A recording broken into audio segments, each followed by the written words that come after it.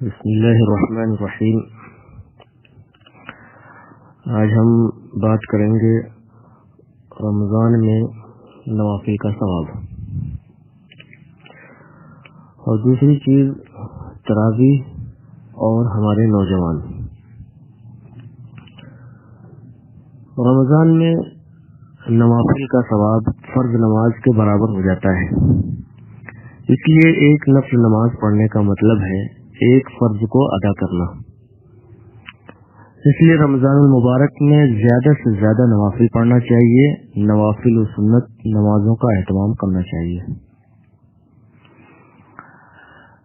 اسی طریقے سے تراویح کی نماز اور ہمارے نوجوان۔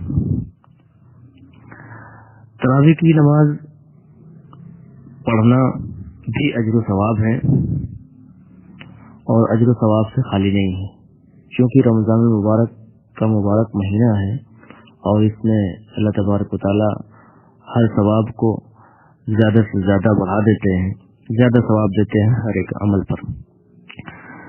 لیکن ہم تراویح میں کر کیا رہے ہیں، وہ چیزیں ہم دیکھیں گے۔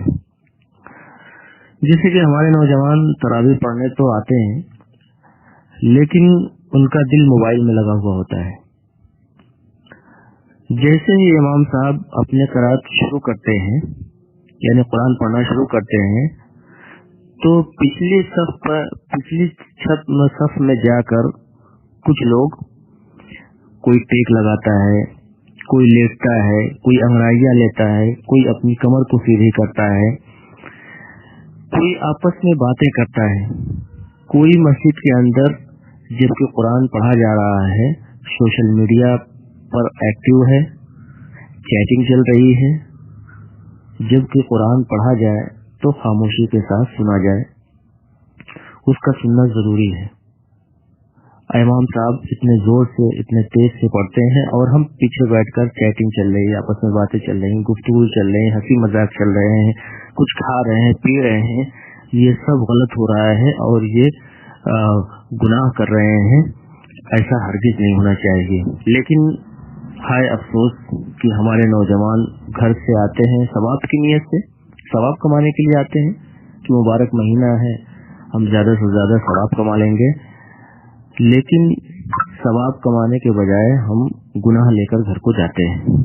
اگر یہی سب کرنا ہے تو نہیں آنا چاہیے، باہر بیٹھ کر گفتگو کرنی چاہیے، باہر بیٹھ کر چیٹنگ کرنی چاہیے، بات چیت کرنی چاہیے۔ اللہ کے گھر میں جو اللہ کا گھر ہے وہ کیوں بنایا گیا ہے کہ اللہ کا گھر جس کے اندر صرف اور صرف اللہ کی عبادت، تلاوت، ذکر و اذکار، اللہ اور اس کے رسول کی باتوں کے علاوہ کوئی بات نہیں ہونی چاہیے۔ یہ گناہ ہے، دنیا کی باتیں مسجد میں نہیں ہونی چاہیے، یہ سب گناہ میں شمار ہوتے ہیں، یہ الاؤڈ نہیں ہے۔ مسجد کے اندر دنیا کی باتیں الاؤڈ نہیں ہیں۔ اللہ ہمیں سمجھنے کی توفیق دے، آمین ثم آمین۔